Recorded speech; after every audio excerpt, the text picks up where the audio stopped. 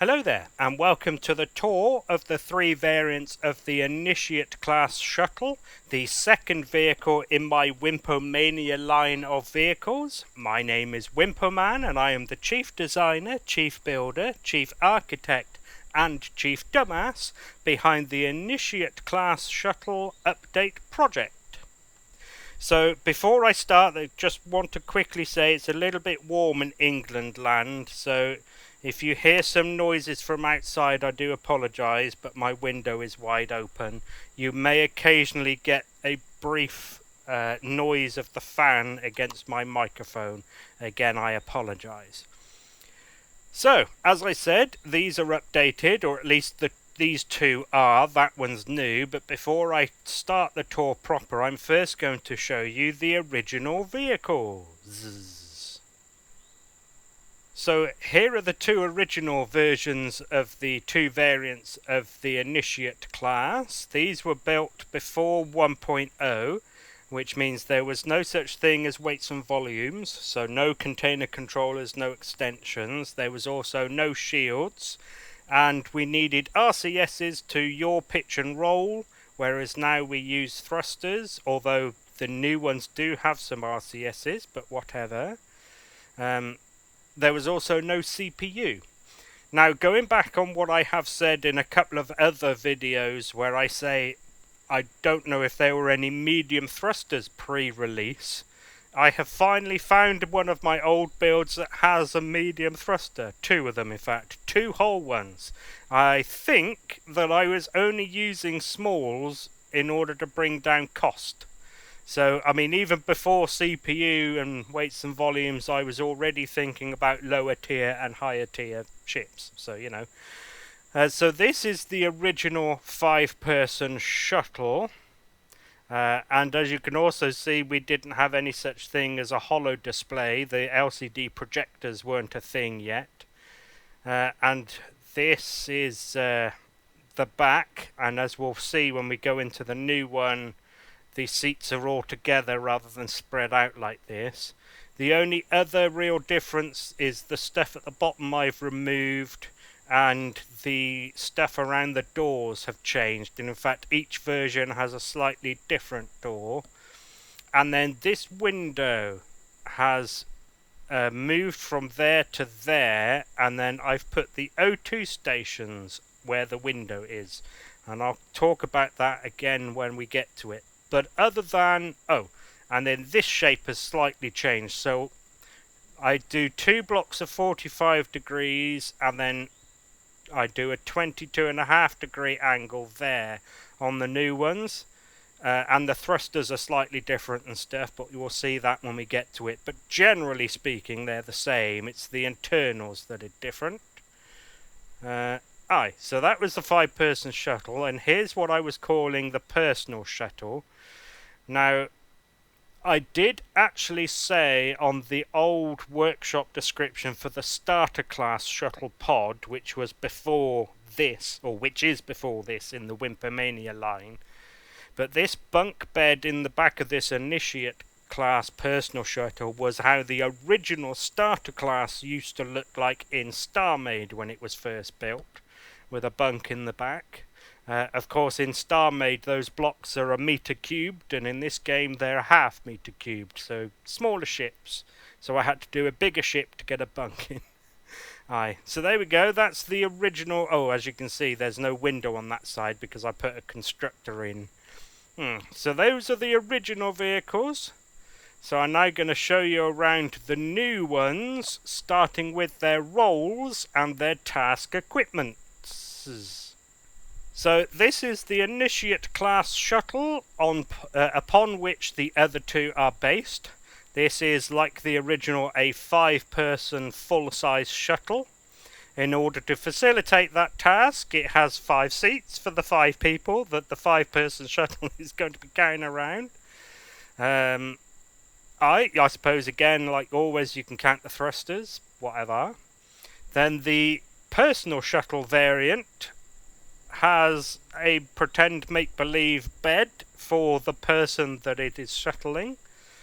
And then finally we have the ambulance variant that has 2 seats, one for the pilot and one for a paramedic, and a pretend make-believe stretcher type bed thing.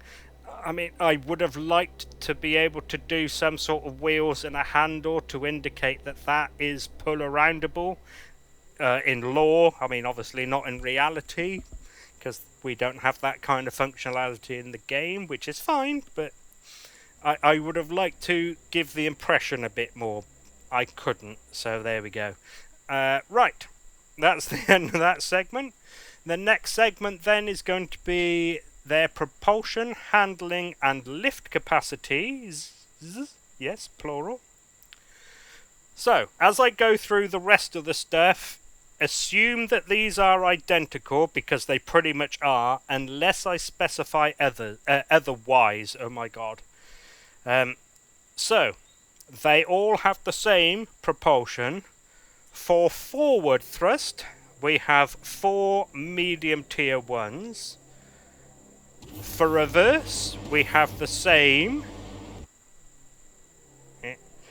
So, lateral, we have 2 medium tier 1s and 3 smalls. And I've put an extra little thruster cluster on the front compared to the originals, just to aid with manoeuvrability. So that was lateral. So descent thrust, it has... Sorry, motorbike. So descent thrust, it has 7 small thrusters, 2 in each nacelle and then 3 at the top above the cockpit. Descent, no, that was descent. Ascent, it has... Do you know what? I normally turn the thrusters on and lift it up. Let's do that. I might be regretting doing that. Thruster noise, isn't it? So, ascent. We have 4 medium tier 1s on by default. Those 2 and those 2. And also 2 smalls. Those 2 there at the nose. There is also a max lift function, which turns on those 2 mediums and 1 small. So there is also 2 RCSs. I will show you where they are later on. I'm going to put that back down just so we get rid of that noise. We're not going to get rid of that noise, are we? Because it's not going to dock to the ground. Sorry! I will speak up a bit. So... For handling, and you can pretty much assume they are all identical. They're actually ever so slightly different, but not so different that you need to worry. So I think one of these, that's 42 and that's 52, and I think that that's 50. I think it's something ridiculously insignificant. So, for its mobility, starting with its manoeuvrability, we have forward acceleration of 24 meters per second squared, same again in reverse. Laterally it'll do 20, descent is 19, and with max lift off, ascent is 30. With max lift on, its ascent is 44. And again, they're all pretty much the same. As for their agility, yaw 43-ish. Again, like I said, one of the other ones might be 42. Pitch is 53, or thereabouts. And roll is 51. That's with max lift off. So I think roll changes? No.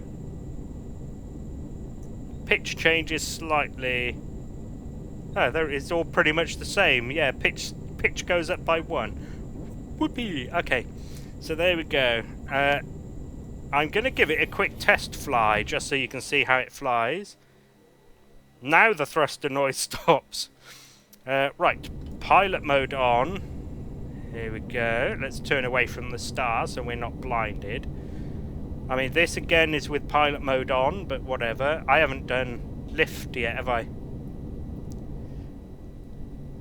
Okay, let's go park, and then I'll talk about its lift, or their lift. Shut that noise up. There we go. Not too bad considering I rushed it. Okay, so their lift capacities. So they will operate up to 4.5G ish, loosely. I wouldn't recommend it because that's dry weight with carrying nothing.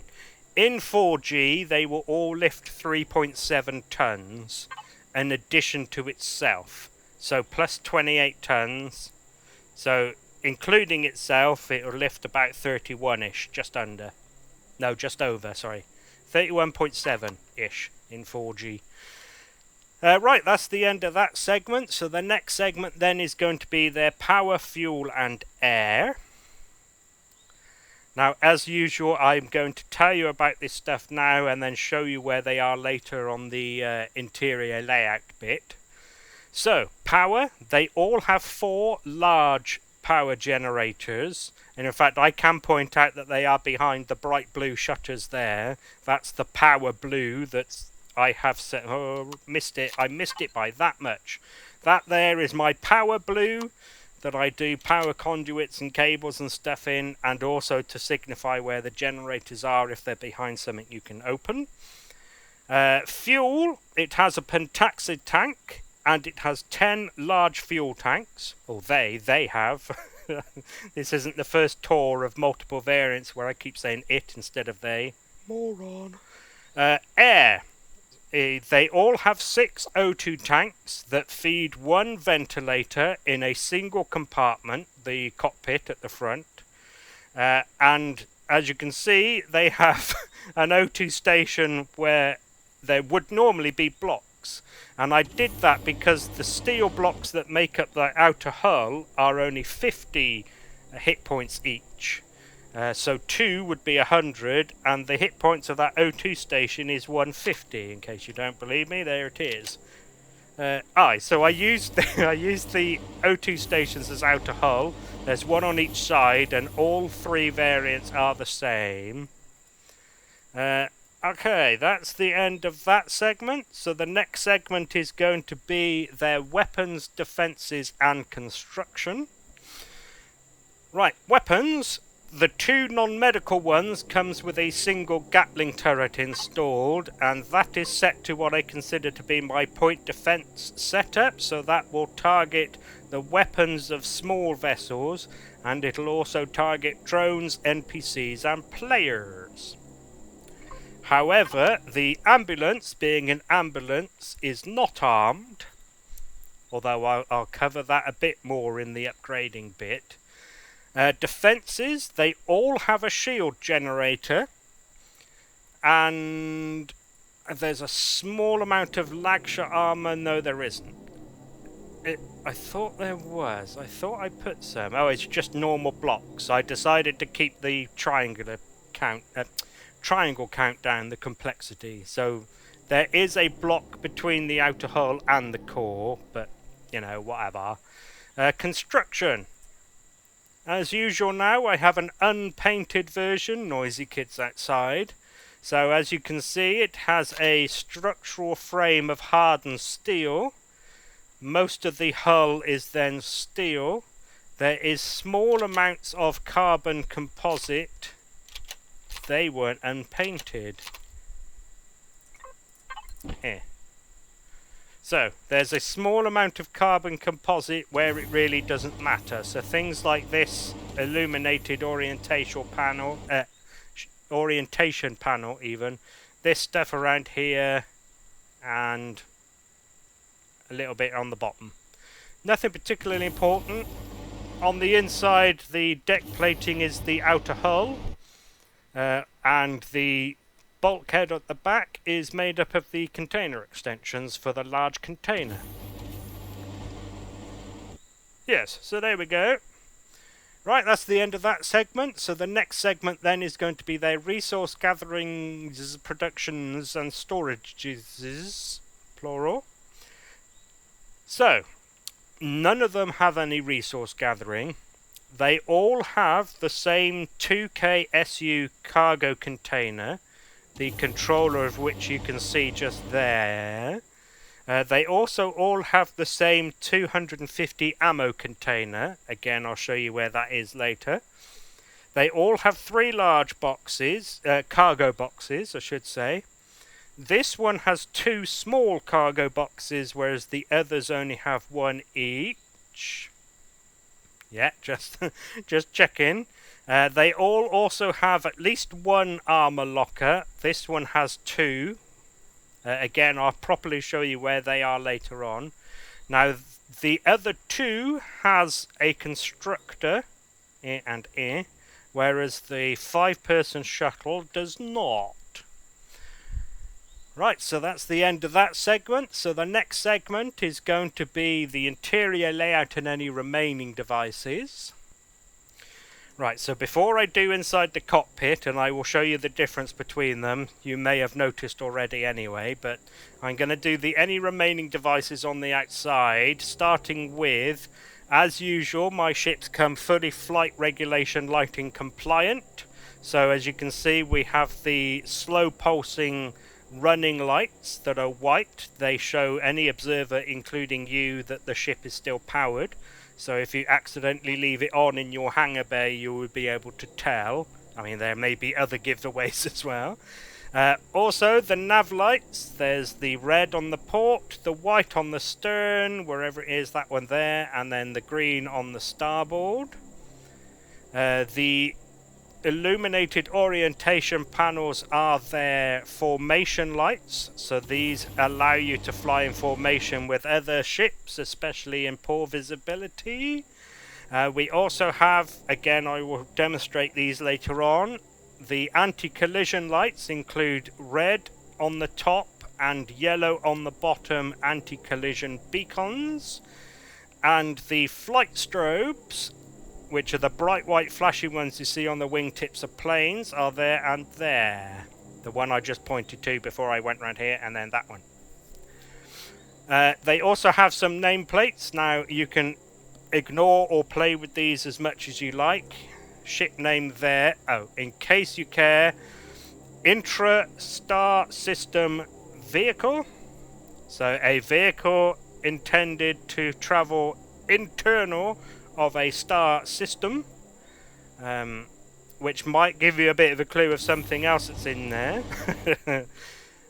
Also, a nameplate up there as well. That's that one.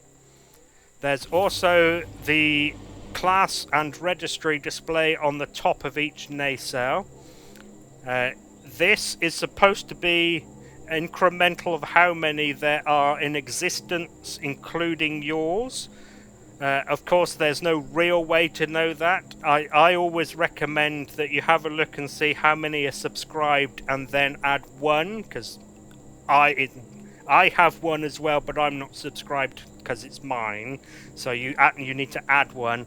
Again, as I always say, no one's going to know or care if you don't do that, so you could change that for any number, including something that means something to you, or of course you could tear the projectors off. That one there and that one there is the other one.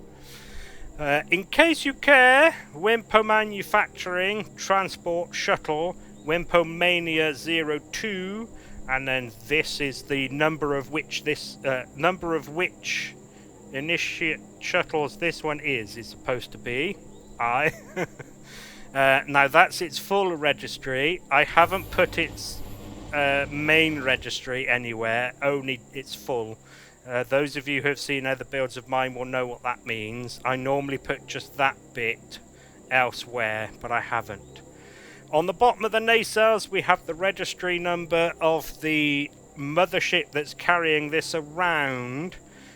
So, for example, if you were being carried around by the 12th ship in the Wimpomania line, and you had the 17th one of those, and this one was your 5th vehicle you were carrying around on it, this would then read WM12. Shit, I can't remember. I can't remember all the numbers I said now. WM12 007.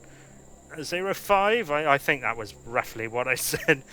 So they are being projected by the ones on the bottom, and there is instructions for you to see what that's supposed to be. Again, you can ignore it, take it off, replace it whatever you like.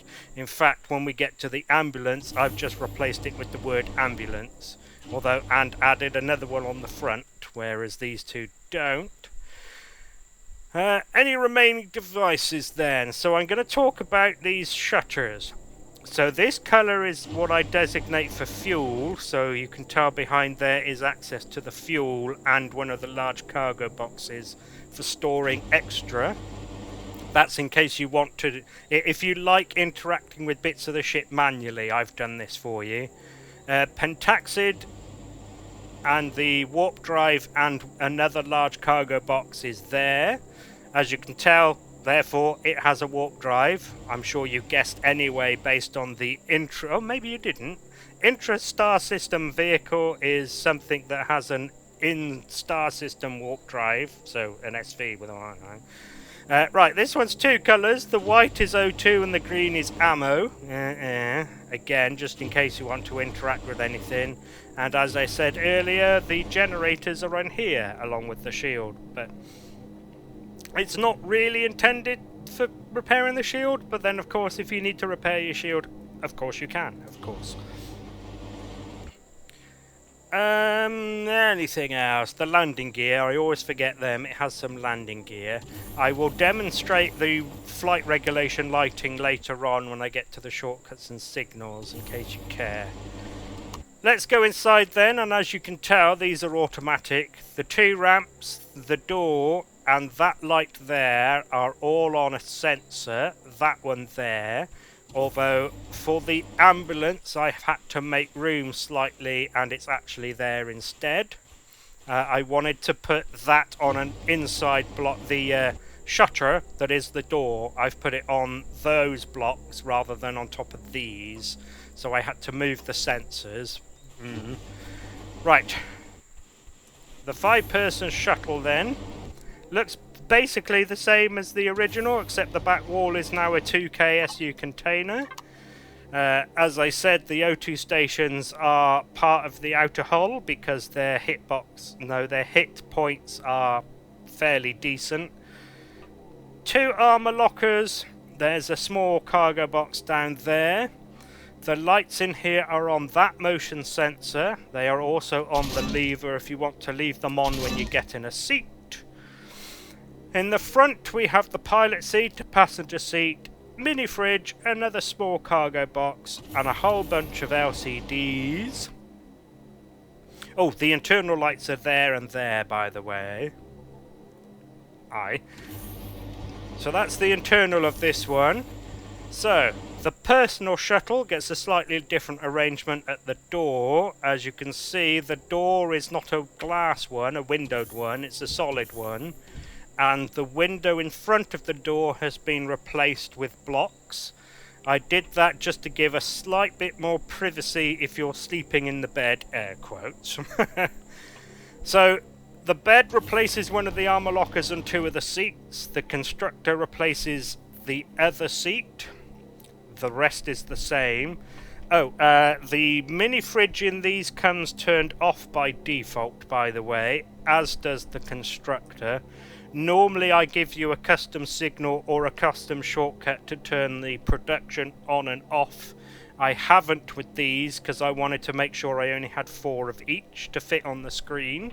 You also have a make-believe pretend place to pretend make-believe sit and eat dinner. I don't know if you noticed in the original there was also a table in that one too. Unlike the starter class, these are automatic from both inside and outside, so long as you are within the sensor field. The ambulance then. The front seat has been moved to the back and replaced with a constructor. Now I did that because you would normally have a paramedic sat next to the casualty. Generally speaking, that's the only difference in here, although again, like the last one, no armor locker there, no small cargo box. Some of the LCD projectors have moved around again because of the arrangement of the shutter doors there. I did actually originally put the shutter on the outside block, but there was a slight gap. There was a slight gap there, and I didn't like it. Right, let's take a look on the inside. So up above here, where the O2, well, one of the O2 tanks is, and the ventilator, which are beneath these thrusters, by the way, we have an artificial gravity generator that's in the same place in all of them. Behind that is the wireless connection and the two RCSs. They are sat on top of the container extensions. Behind those on the top, the shield, the two generators on each side are on the outside. More O2 back there. Detector is attached to the core with the CPU extenders flanking that. Beneath those is the warp drive. On the outside of those is the fuel tanks on both sides, except for on this side where there is O2 and the ammo, as such. And beneath the warp drive, I saw it earlier, there it is the pentaxid tank and some more fuel, which again is accessible through the back shutter type ramp thing.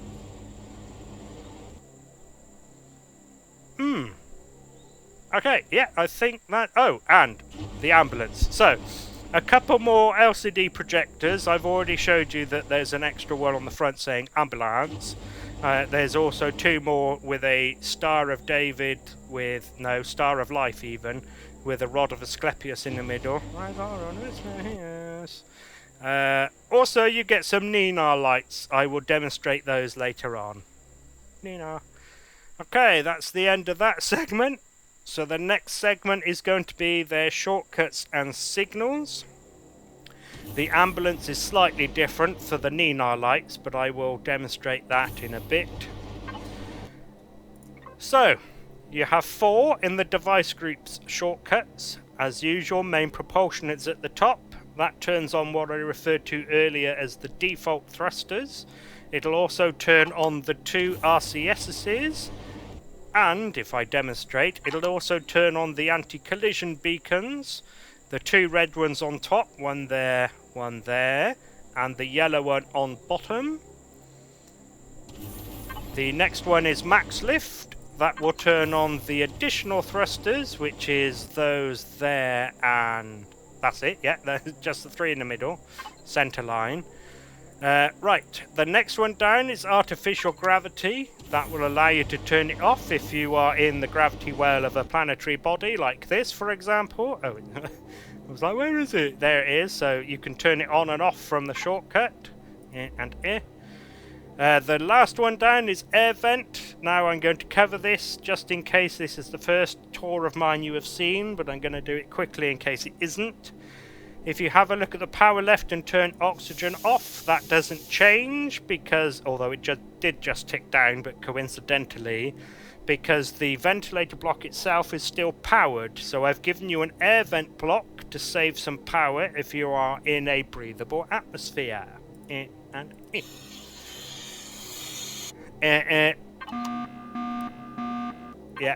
So, moving on to the signals, the top one is power save as usual, doesn't do a lot, and what it does do is outlined on this display here. Turns off the Wi-Fi, turns off all the motion sensors and levers, it turns off all of the LCD projectors as well, including these ones and the ones on the outside. Next, turret and shield. I'm sure you can guess what that does, turns on the turret and shield. Next we have the nav lights, so again, red on the port, green on the starboard, white on the stern.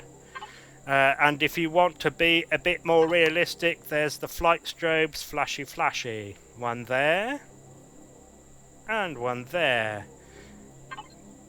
Oh, no, I'll cover that later on, don't worry. So, that one is the same, in case you don't believe me, This one is slightly different. I have grouped the gravity generator and the ventilator into life support, and then emergency beacons is what's replaced the air vents at the bottom, and this is what they look like. Just checking. Yes, flashy flashy Nina. Of course, if you don't like flashy flashy, you can leave the flashy flashies off. Right, so that's the end of that segment. So the next and last segment is going to be their CPU and upgrading. So again, they are tier 3 CPU, and just in case you are skipping around in the video, the core and the CPU extenders are in the aft end, behind the blocks that has the nameplate on it. So, CPU, so that they're all roughly around about 29-ish.